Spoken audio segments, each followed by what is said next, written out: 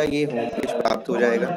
इसमें आप ऊपर की ओर दाईं तरफ देखेंगे तो OSR लॉगिन का एक नीला बटन आपको दिख रहा होगा, जिस पे आप क्लिक करेंगे तो ये पोर्टल का लॉगिन पेज आपको प्राप्त होगा, जिसमें आप अपना निर्धारित यूजर आईडी पासवर्ड दर्ज करेंगे। निर्धारित का मतलब ये है कि निदेशालय द्वारा ऐसा ना हो सर कहीं जिसमें एक ग्राम लाइन और ऐड लोगों कर के दीजिए यूजर बाकी पासवर्ड भेजे जा चुके हैं, जिसमें हाँ हाँ ग्राम पंचायत प्रधान का अपना अलग ही यूजर आईडी पासवर्ड है, सचिव का अपना अलग ही यूजर आईडी पासवर्ड है, और सहायक का अपना अलग ही यूजर आईडी पासवर्ड है।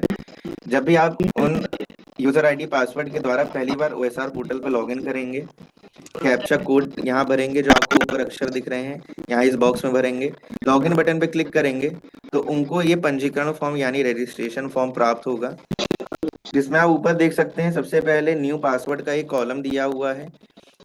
OSR पोर्टल पे हमने ये सुविधा दी है कि आप अपने अनुसार जो भी पासवर्ड रखना चाहें अपनी प्रोफाइल का आप रख सकते हैं। नीचे आपको अपने अपने संबंधित जो भी जानकारी यहाँ पूछी गई है वो यहाँ पे भरेंगे। नीचे बैंक डिटेल का एक कॉलम दिख रहा है, जिसमें आपको अपने OSR खाते का जो भी आपकी ग्राम पंचायत पे डिटेल भरनी है, उसका अकाउंट नंबर, बैंक भरना, सारी जानकारी सही से भरने के बाद में आपको यहाँ पे एक नेक्स्ट का बटन दिखाई देगा, जिस पे आपको क्लिक करना है। क्लिक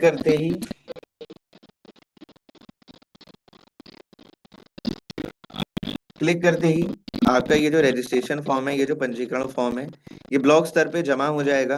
ब्लॉक स्तर पे जो भी निर्धारित एडीओ होंगे वो ये सुनिश्चित करेंगे कि आपके द्वारा प्रदान करी गई सारी जानकारी सही है कि नहीं। सही होने पर वो वहां से ये अप्रूव कर देंगे। अप्रूव होने के बाद जब आप दोबारा अपने निर्धारित यूजर आईडी और चुने हुए नए पासवर्ड के माध्यम से लॉगिन करेंगे, उसी प्रक्रिया का पालन करके जो मैंने आपको शुरुआत में दिखाई थी, तो आपको अपने ग्राम पंचायत का डेटा दिखने लगेगा। कैसे देखिएगा, चलिए देखते हैं। ये आपकी ग्राम पंचायत का प्रोफाइल पेज या डैशबोर्ड कह सकते हैं, जो आपको ऐसे दिखेगा, जिसमें आपको अपनी ग्राम पंचायत की डिटेल्स, आपके सरपंच का नाम, मोबाइल नंबर, एड्रेस दिखेगा। बैंक कॉलम में आपके OSR खाते का जो भी जानकारी है आपको यहाँ दिखेगी। आपके OSR खाते का बैंक का नाम, IFSC कोड, अकाउंट नंबर और मौजूदा धनराशि जितनी भी है आपके OSR खाते में आपको यहाँ पे दिखाई देगी। CSC के इस कॉलम में आपको यूजर आईडी, CSC का नाम जिससे ग्राम पंचायत जुड़ी हुई है उस CSC का नाम यहाँ पे दिखाई देगा। AMC ड्यू डेट में जितने भी जब भी आपका CSC का वॉलेट का रिचार्ज खत्म होने वाला होगा या हो चुका होगा, AMC ड्यू डेट के आगे वो तिथि आपको दिखाई देगी, और नीचे वॉलेट बैलेंस में आपकी मौजूदा धनराशि जो होगी आपके CSC के वॉलेट में वो आपको यहाँ पे दिखाई देगी। नीचे मैं देखूंगा तो फाइनेंशियल ईयर के इस ड्रॉप डाउन मेन्यू में मेरे को 2025 से 2026 का चयन हुआ है। हालांकि आप इस OSR पोर्टल के माध्यम से 1 अप्रैल 2024 से लेके आज तक का सारा डेटा देख सकते हैं।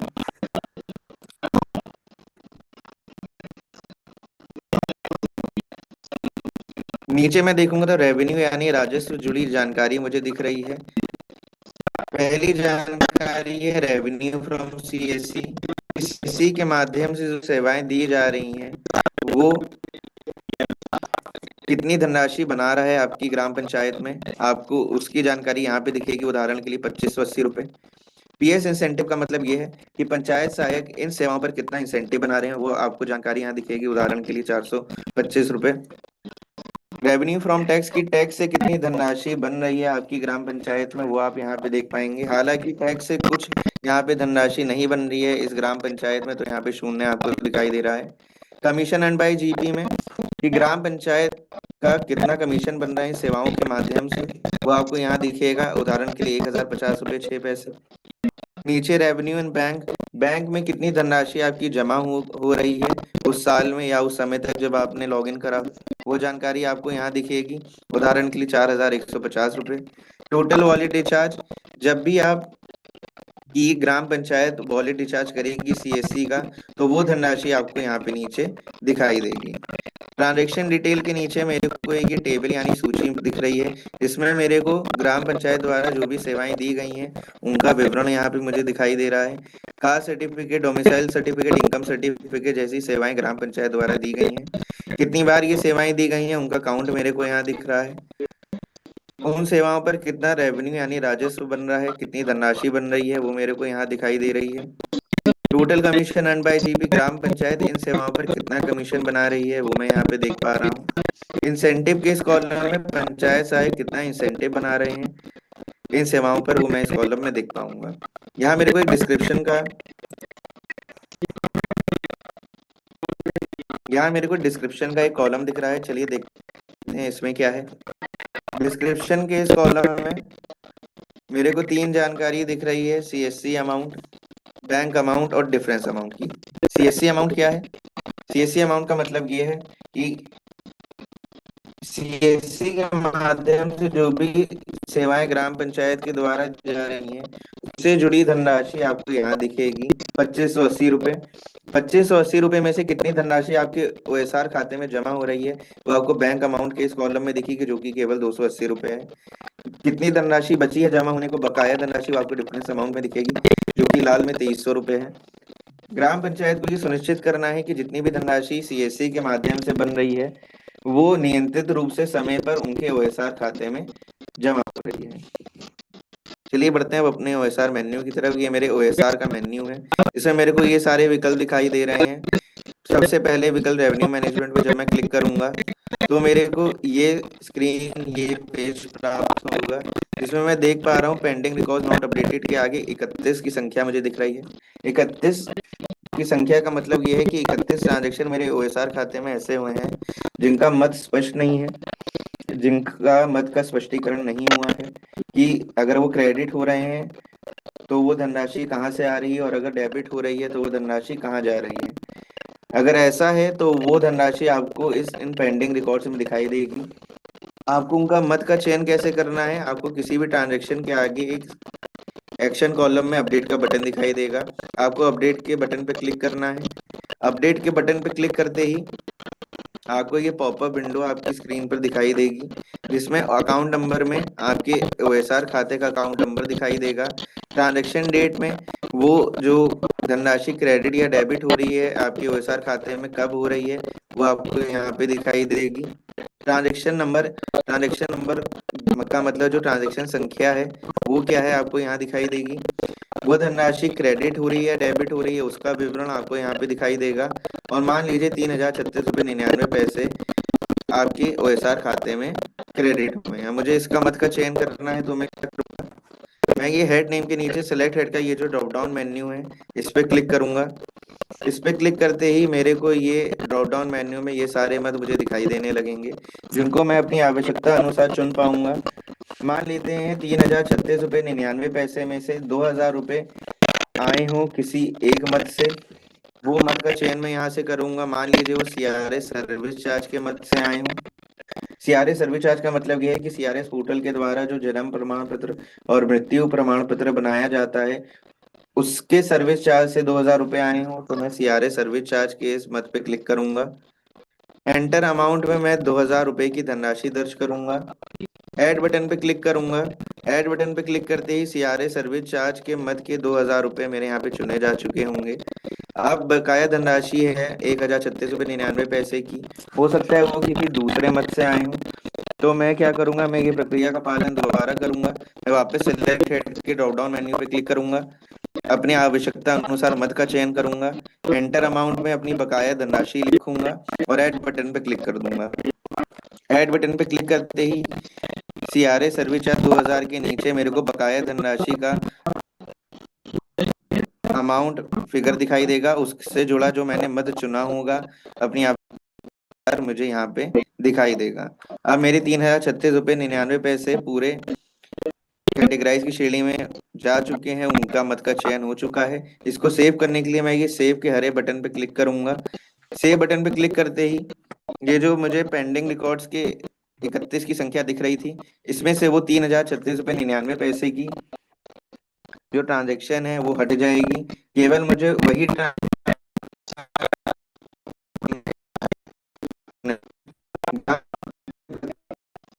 ट्रांजेक्शन के साथ में करनी है जो यहाँ पे आएगी, ताकि जो भी संख्या उनको पेंडिंग रिकॉर्ड्स में दिखे वो शून्य तक पहुंच पाए। अब बढ़ते हैं अगले विकल्प की ओर, जो है ट्रांजेक्शन रिपोर्ट का।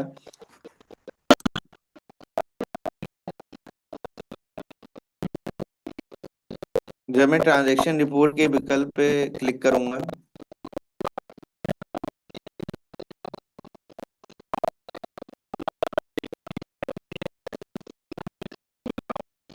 जब मैं ट्रांजेक्शन रिपोर्ट के विकल्प पे क्लिक करूंगा तो ये स्क्रीन मुझे प्राप्त होगी, जिसमें मैं देख पा रहा हूँ मेरे जिले का नाम, उससे जुड़ा कोड मुझे दिख पा रहा है, मेरे ब्लॉक का नाम, उससे जुड़ा कोड मेरे को दिख पा रहा है, और मेरी ग्राम पंचायत का नाम, उससे जुड़ा कोड मेरे को यहाँ पे दिख पा रहा है। यहाँ मैं नीचे देखूंगा तो बैंक ट्रांजेक्शन और सीएससी ट्रांजेक्शन के दो टैब मुझे दिखाई देंगे। अगर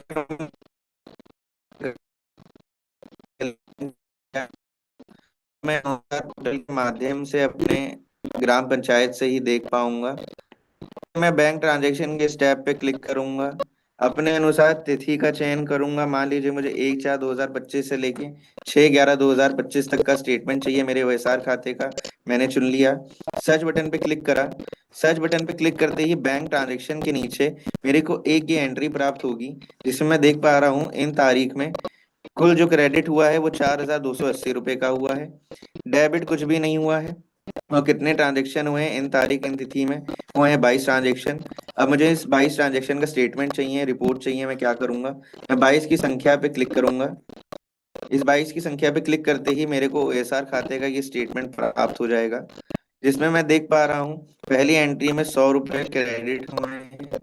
कब हुए हैं, 31/10/2025 को हुए हैं। और ट्रांजेक्शन टाइप पे मेरे को अनकैटेगराइज दिखाई दे रहा है। क्यों दिखाई दे रहा है, क्योंकि इस 100 रुपये का मत स्पष्ट नहीं है। जब भी ग्राम पंचायत रेवेन्यू मैनेजमेंट के विकल्प पे जाके इस 100 रुपये का मत का स्पष्टीकरण कर लेगी, चयन कर लेगी, तो ट्रांजेक्शन टाइप के इस कॉलम में उनको कैटेगराइज की श्रेणी दिखाई देने लगेगी। रनिंग बैलेंस के इस कॉलम में जब भी 100 रुपये आपके ओएसआर खाते में जमा हुए हैं, उस समय आपके ओएसआर खाते में कितनी धनराशि थी आपको रनिंग बैलेंस के इस कॉलम के आगे कॉलम में दिखाई देगी। ऊपर एक आपको हरे रंग का बटन दिखाई दे रहा होगा, जिसपे मैं क्लिक करूंगा तो ये जो स्टेटमेंट है, ये जो रिपोर्ट है, ये एक्सेल फाइल के रूप में मेरे कंप्यूटर पे सेव हो जाएगी। ये सुविधा भी हमने ओएसआर पोर्टल पे दी हुई है।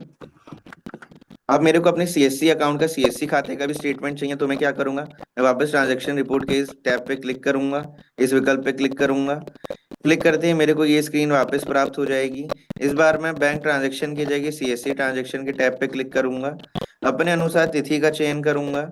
मान लीजिए मुझे 1/4/2025 से लेके 6/11/2025 तक का ही डेटा देखना है, रिपोर्ट देखनी है। मैंने वो चुन ली, सर्च बटन पे क्लिक करा। सर्च बटन पे क्लिक करते ही सीएससी ट्रांजैक्शन के नीचे मेरे को एक ये एंट्री प्राप्त हुई, जिसमें मैं देख पा रहा हूँ कि इन तारीख में, इन तिथि में मेरे सीएससी खाते में 4,431.60 रुपये कुल क्रेडिट हुए हैं, और मेरे वॉलेट से 3,005 रुपये कुल डेबिट हुए हैं। और कितने ट्रांजेक्शन हुए हैं इन तारीख में, इन तिथि में हुए हैं 268 ट्रांजेक्शन मेरे सीएससी के खाते में।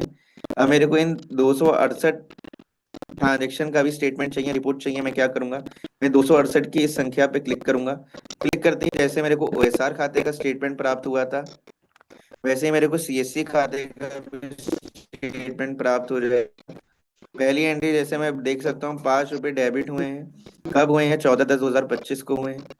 किस काम से हुए वो मैं ट्रांजेक्शन टाइप में देख पाऊंगा, कास्ट सर्टिफिकेट के काम से 5 रुपये डेबिट हुए हैं।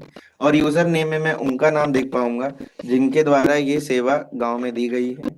हो सकता है कि प्रधान के द्वारा दी गई हो, तो उनका नाम यहाँ पे यूजर नेम में दिखाएगा। अगर सचिव के द्वारा दी गई होंगी तो उनका नाम यूजर नेम में दिखाएगा, और अगर सहायक के द्वारा दी गई होंगी तो उनका नाम यहाँ यूजर नेम में दिखाएगा। ऊपर ही आपको एक्सेल का बटन भी दिख रहा होगा, जिसपे आप क्लिक करके ये जो रिपोर्ट है, ये जो स्टेटमेंट है, एक्सेल फाइल के रूप में अपने कंप्यूटर पे सेव कर पाएंगे। अब बढ़ते हैं अगले विकल्प की ओर, जो है टैक्स पेयर रजिस्ट्रेशन का। जब भी मैं टैक्स पेयर रजिस्ट्रेशन का इस विकल्प पे क्लिक करूंगा तो करदाता पंजीकरण का ये फॉर्म मेरे स्क्रीन पर खुल जाएगा, जिसमें मैं करदाता से जुड़ी सारी जानकारी यहाँ पे भरूंगा। भरने के बाद में सेव बटन पे क्लिक करूंगा।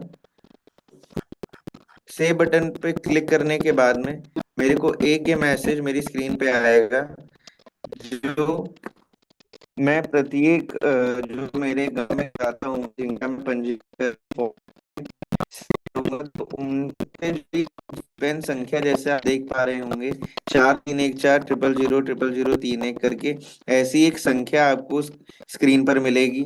आपको क्या करना है, आपको ध्यान पूर्वक उस करदाता के नाम के सामने ये जीपेन संख्या नोट कर लेनी है, ताकि जब आप उससे टैक्स कलेक्शन करने जाएं ओएसआर पोर्टल के माध्यम से, तो आपके पास में उससे जुड़ी जो जीपेन संख्या है वो वहां पे उपलब्ध रहे, क्योंकि टैक्स कलेक्शन के समय जीपेन संख्या दर्ज करना बहुत जरूरी है। अब देखते हैं टैक्स कलेक्शन की एंट्री कैसे होगी। इस बार मैंने कलेक्शन एंट्री के विकल्प पे क्लिक करा ओएसआर मेन्यू के। कलेक्शन टाइप में टैक्स लेना है मुझे कि नॉन टैक्स लेना है, उसका चयन करा।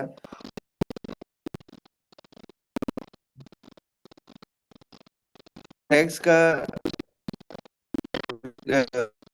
विकल्प चुनने के बाद मेरे को टैक्स का टाइप कर के प्रकार चुनने की भी सुविधा मिल रही है। मैं अपनी आवश्यकता अनुसार जो भी मेरे को टैक्स लेना होगा करदाता से उसका चयन करूंगा।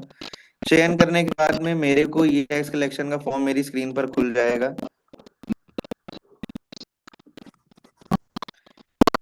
जिसमें मैं देख पा रहा हूँ पहले कॉलम में जीपे नंबर दर्ज करने को बोला जा रहा है।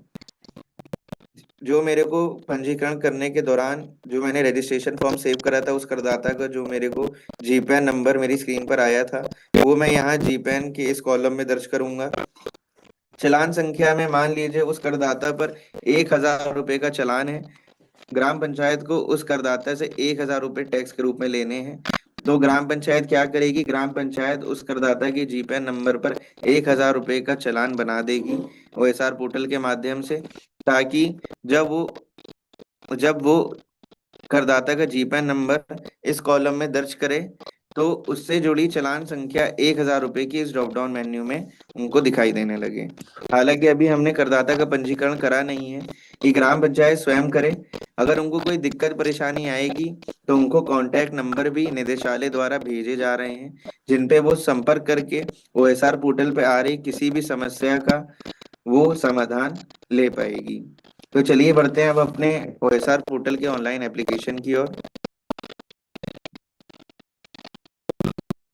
मैंने अपना ब्राउजर गूगल क्रोम यहाँ पे चुना है। यूआरएल सेक्शन में मैं जाके अपने ओएसआर पोर्टल का लिंक दर्ज करता हूँ, जो मैंने आपको प्रेजेंटेशन के दौरान दिखाया था, जो कि है upgpoesr.org। ये लिखकर एंटर करता हूँ। एंटर करने के बाद में मेरे को ओएसआर पोर्टल का ये होम पेज प्राप्त हो जाएगा। मैं ऊपर दाईं की ओर लॉगिन बटन मेरे को दिखाई देगा, इस पे क्लिक करूंगा।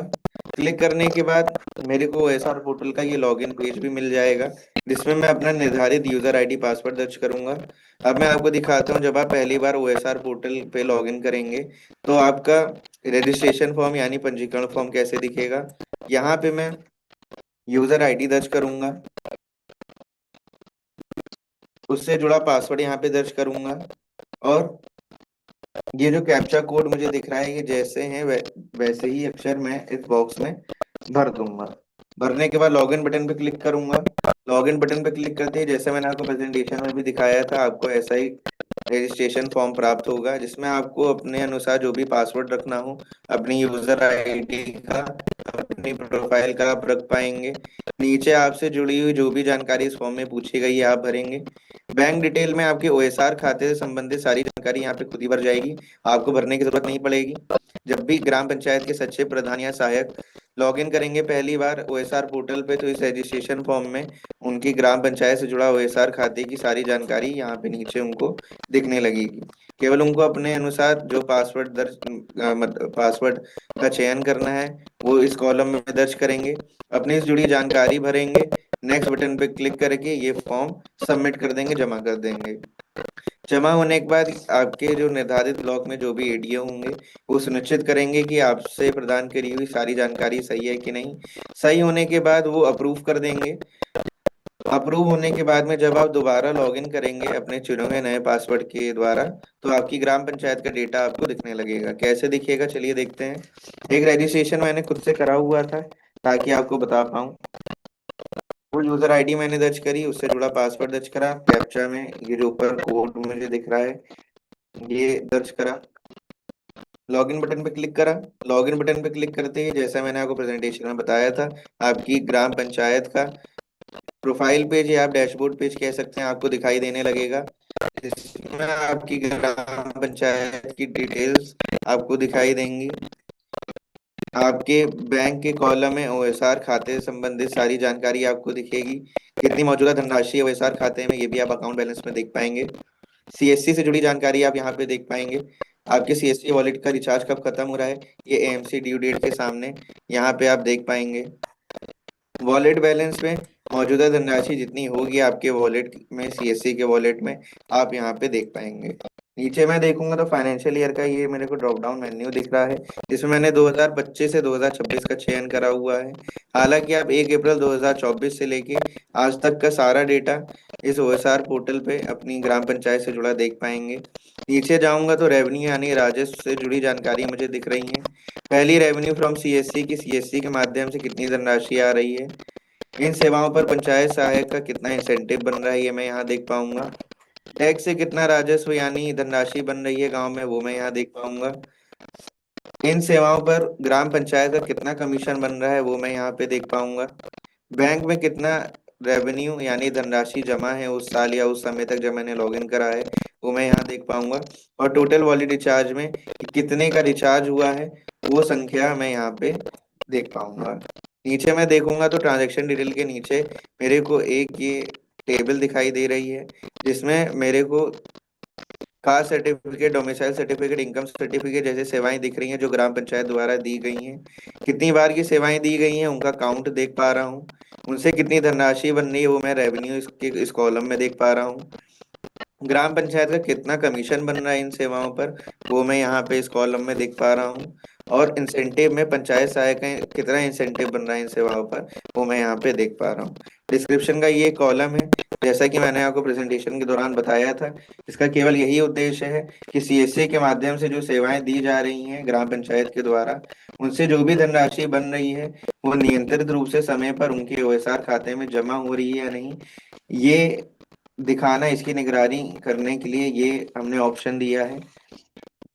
ग्राम पंचायत को ये सुनिश्चित करना है कि जो भी धनराशि आ रही है सीएससी के माध्यम से वो नियंत्रित रूप से समय पर उनके ओएसआर खाते में जमा हो रही है। ऊपर मैं देखूंगा तो मेरे को ओएसआर का मेन्यू दिखाई दे रहा है, जिसमें मैं सबसे पहले विकल्प जो रेवेन्यू मैनेजमेंट है उस पर क्लिक करूंगा तो ये स्क्रीन मेरे सामने आ जाएगी, जैसा मैंने आपको प्रेजेंटेशन के दौरान भी बताया था। इसमें मेरे को पेंडिंग रिकॉर्ड्स की संख्या दिखेगी कि 33 ट्रांजेक्शन ऐसे हैं जिनका मत स्पष्ट नहीं है। ग्राम पंचायत को क्या करना है, वो किसी भी ट्रांजेक्शन के सामने ये जो एक्शन कॉलम में अपडेट बटन उनको दिख रहा है, इस पे क्लिक करना है। क्लिक करते ही ये पॉपअप विंडो उनकी स्क्रीन पे आ जाएगी, जिसमें उनके ओएसआर खाते का अकाउंट नंबर, वो ट्रांजेक्शन की तिथि, उससे जुड़ी ट्रांजेक्शन संख्या या ट्रांजेक्शन नंबर, वो धनराशि क्रेडिट हो रही है डेबिट हो रही है उसकी जानकारी, और वो धनराशि का अमाउंट फिगर यहाँ पे आपको दिखाई देगा। अब मेरे को 100 रुपए का मत का चयन करना है। मैं क्या करूंगा, मैं हेड नेम के नीचे की जो सिलेक्ट हेड का ड्रॉप डाउन मेन्यू है इस पे क्लिक करूंगा। क्लिक करते ही यहाँ पे मेरे सारे मत मेरे सामने आ जाएंगे, जो मैं चुन सकता हूँ अपनी आवश्यकता अनुसार। मान लेते हैं 100 रुपए गवर्नमेंट फंड से आए हैं, तो मैं गवर्नमेंट फंड के इस मत पे क्लिक करूंगा। एंटर अमाउंट में 100 रुपए दर्ज करूंगा। ऐड बटन पे क्लिक करूंगा। ऐड बटन पे क्लिक करते ही जैसा आप नीचे देख सकते हैं 100 रुपए गवर्नमेंट फंड के मत के मेरे चुने जा चुके हैं। अब इसको सेव करने के लिए मैं क्या करूंगा, ये हरे रंग के सेव बटन पे क्लिक करूंगा। क्लिक करते ही ये जो एंट्री है यहाँ पे ट्रांजेक्शन की, ये यहाँ से हट जाएगी क्योंकि इसका मत का चयन हो चुका है, ये कैटेगराइज की श्रेणी में चली जाएगी। केवल मुझे अब वही धनराशि यहाँ दिखेगी जिनके साथ में मेरे को ये प्रक्रिया करनी है दोबारा। और ग्राम पंचायत को ये सुनिश्चित करना है कि ये पेंडिंग रिकॉर्ड्स के आगे जो संख्या दिख रही है, जो भी उनको दिखेगी उनके ग्राम पंचायत में, उसको शून्य कर देना है सारे ट्रांजेक्शन का मत का चयन करके। अब बढ़ते हैं अगले विकल्प की और, जो है ट्रांजेक्शन रिपोर्ट का। इस पे क्लिक करते ही ये पेज मुझे दिखाई देगा, जैसा कि मैं आपको प्रेजेंटेशन में बता चुका हूँ। ओएसआर खाते का स्टेटमेंट देखने के लिए आपको बैंक ट्रांजेक्शन के टैब पे क्लिक करना है। अपने अनुसार तिथि का चयन करना है। सर्च बटन पे क्लिक करना है। क्लिक करते ही आपको उन तिथि का जो रिकॉर्ड होगा वो ऐसे नीचे इस एंट्री में प्राप्त हो जाएगा। बैंक ट्रांजेक्शन के नीचे, इसे मैं देख सकता हूँ चुनी गई तारीख में 4,480 रुपये कुल क्रेडिट हुए हैं। डेबिट कुछ भी नहीं हुआ है मेरे ओएसआर खाते से। और कितने ट्रांजेक्शन हुए हैं? हुए हैं 24 ट्रांजेक्शन। अब मुझे इस 24 ट्रांजेक्शन का भी स्टेटमेंट चाहिए, रिपोर्ट चाहिए। मैं क्या करूंगा, मैं 24 की संख्या पे क्लिक करूंगा। क्लिक करने के बाद में मेरे को ये जो स्टेटमेंट है, ये जो रिपोर्ट है मेरे ओएसआर खाते की, मुझे प्राप्त हो जाएगी। यहाँ ऊपर आप देख सकते हैं हरे रंग का बटन दिख रहा है, जैसे मैंने आपको प्रेजेंटेशन में भी बताया था। इस पे क्लिक करके आप ये जो स्टेटमेंट है जो मुझे प्राप्त हुआ है, ये एक्सेल फाइल के रूप में अपने कंप्यूटर पे सेव कर सकते हैं। अब मुझे अपने सीएससी खाते का, सीएससी अकाउंट का भी स्टेटमेंट चाहिए। मैं क्या करूंगा, मैं वापस ट्रांजेक्शन रिपोर्ट के विकल्प पे जाऊंगा। बैंक ट्रांजेक्शन की जगह इस बार सीएससी ट्रांजेक्शन के विकल्प पे क्लिक करूंगा। अपने अनुसार तिथि का चयन करूंगा और सर्च बटन पे क्लिक कर दूंगा। सर्च बटन पे क्लिक करने के बाद सीएससी ट्रांजैक्शन के नीचे मुझे ऐसी एंट्री एक प्राप्त होगी, जिसमें मैं देख पा रहा हूँ इन तारीख में, इन तिथि में कुल क्रेडिट हुए हैं 4,431 रुपये 60 पैसे। डेबिट हुआ है 3,005 रुपये का। और कितने ट्रांजेक्शन हुए हैं मेरे सीएससी के खाते से? हुए हैं 268 ट्रांजेक्शन। अब मेरे को इसका भी रिपोर्ट चाहिए, इसका भी स्टेटमेंट चाहिए। मैं क्या करूंगा, मैं इस 268 की संख्या पे क्लिक करूंगा, तो मेरे को 268 संख्या का स्टेटमेंट यहाँ पे ऐसे प्राप्त हो जाएगा। जैसा मैं देख सकता हूँ ऊपर यहाँ भी हरे रंग का बटन मुझे दिख रहा है, जिसपे मैं क्लिक करूंगा तो ये जो स्टेटमेंट है, ये जो रिपोर्ट है, ये एक्सेल फाइल के रूप में मेरे कंप्यूटर पे सेव हो जाएगी। अब बढ़ते हैं अगले विकल्प की ओर, जो है टैक्स पेयर रजिस्ट्रेशन का। इस पे क्लिक करते ही मेरे करदाता पंजीकरण का ये फॉर्म मेरे को प्राप्त हो जाएगा। इसमें मेरे गांव में जितने भी करदाता हैं, उन प्रत्येक करदाताओं का इसमें सारी उनसे जुड़ी जानकारी भर के उनका रजिस्ट्रेशन करूंगा। फॉर्म भरने के बाद में सेव बटन पे क्लिक करूंगा। सेव बटन पे क्लिक करते ही मेरे को एक जीपैन संख्या प्राप्त होगी उस करदाता से जुड़ी। कैसे, वो मैं आपको फिर से दिखा देता हूँ, जैसे कि मैंने आपको प्रेजेंटेशन में भी दिखाया था। ऐसी एक जीपैन संख्या प्राप्त होगी, जैसा आप देख सकते हैं 4314 नोट कर ले के नाम के आगे, ताकि जब आप उससे टैक्स कलेक्शन करने जाएं टैक्स की, तो ये जीपैन की संख्या उस करदाते से जुड़ी आपके पास में उपलब्ध रहे। अब बढ़ते हैं कलेक्शन एंट्री के विकल्प की ओर। मैं वापस अपने ओएसआर पोर्टल पे जाता हूँ। इस बार कलेक्शन एंट्री के विकल्प पे क्लिक करता हूँ ओएसआर मेन्यू से।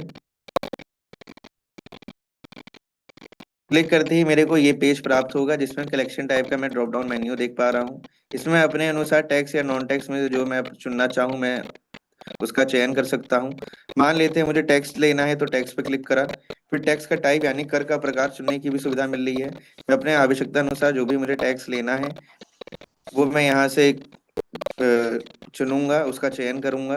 मान लेते हैं मुझे इरिगेशन टैक्स यानी सिंचाई से जुड़ा कर लेना है, तो मैंने इरिगेशन टैक्स पे क्लिक करा।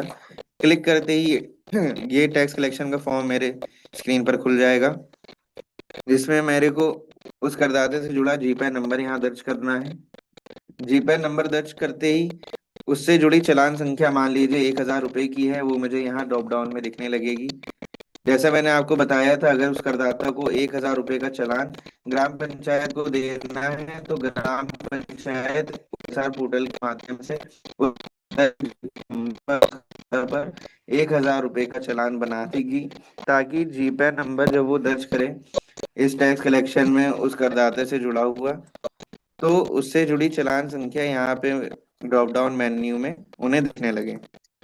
हालांकि अभी हमने करदाता का पंजीकरण नहीं करा है, कि ग्राम पंचायत स्वयं से करे। अगर उनको कोई दिक्कत परेशानी आएगी ओएसआर पोर्टल से संबंधित, तो निदेशालय द्वारा उनको नंबर भी भेजे जा रहे हैं, कॉन्टैक्ट नंबर भेजे जा रहे हैं, जिन पे वो संपर्क करके अपने ओएसआर से संबंधित जो भी उनको समस्या होगी, उसका समाधान वो ले पाएंगे।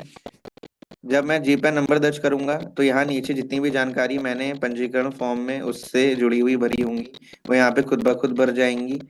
चालान नंबर के इस ड्रॉप डाउन मेन्यू से मान लीजिए 1,000 रुपए की चालान संख्या मैंने चुनी, तो कैलकुलेटेड टैक्स के सामने इस कॉलम में मुझे 1,000 रुपए दिखने लगेंगे। आउटस्टैंडिंग अमाउंट में मान लीजिए करदाता के ऊपर 1,000 रुपए पूरे बकाया होंगे, तो यहाँ पे उनको 1,000 रुपए दिखने लगेंगे। ड्यू डेट में मान लीजिए आज 17/11/2025 को करदाता को टैक्स जमा करना है, तो इस ब्लॉक में उनको आज की डेट, आज की तिथि दिखाई देगी। पेमेंट अमाउंट में मान लेते हैं करदाता 1,000 रुपये पूरे एक बार में भर दे रहा है, तो आप यहाँ 1,000 रुपये की धनराशि यहाँ दर्ज करेंगे। पेमेंट डेट ये सिस्टम खुद ही जनरेट कर देगा। जिस दिन भी आप करदाता से टैक्स कलेक्ट करने जाएंगे, चालान लेने जाएंगे, तो उस दिन की डेट यहाँ ओएसआर पोर्टल पे आपको खुद ब खुद दिखाई देने लगेगी। इसको चुनने की आवश्यकता आपको नहीं पड़ेगी। ये एक रिमार्क का एक कॉलम है, जिससे आप अपनी आवश्यकता अनुसार आप कुछ लिखना चाहें उस करदाता के बारे में, आप यहाँ पे लिख सकते हैं। लिखने के बाद में जनरेट कलेक्शन के इस नीले बटन पे आप क्लिक करेंगे। क्लिक करने के बाद ये जो आपकी टैक्स कलेक्शन की प्रक्रिया है, ये कलेक्शन एंट्री की जो प्रक्रिया है, ये सफलतापूर्वक पूरी हो जाएगी। ग्राम पंचायत स्तर पे यही काम होने हैं, और सबसे ज्यादा जरूरी काम ग्राम पंचायत स्तर पे होने हैं। अगर आपको अपना यूजर आईडी मिलता है तो अपने ब्लॉग से बात करें, अपने यूजर आईडी पासवर्ड जल्द से जल्द ले लें, ओएसआर पोर्टल पे रजिस्ट्रेशन करें, और ये जो सारी प्रक्रियाएं मैंने आपको बताई हैं अपने ग्राम पंचायत में करना शुरू कर दें। अगर आपको कोई दिक्कत परेशानी आएगी, जैसा कि मैं आपको पहले बता चुका हूँ, आपको निदेशालय द्वारा कॉन्टैक्ट नंबर भी भेजे जाएंगे, जिन पे आप बात करके संपर्क करके ओएसआर पोर्टल से संबंधित जो भी आपको समस्या आएगी उसका समाधान आप ले पाएंगे। मैं आशा करता हूँ इस वीसी पे जुड़ के आपको ओएसआर पोर्टल से संबंधित चीजें समझ आई होंगी। मेरी तरफ से इतना ही था। धन्यवाद। नमस्कार। मैं ये ओएसआर पोर्टल की पीपीटी भी चैट बॉक्स में शेयर कर दे रहा हूँ, आप वहां से जाके कृपया डाउनलोड कर लें।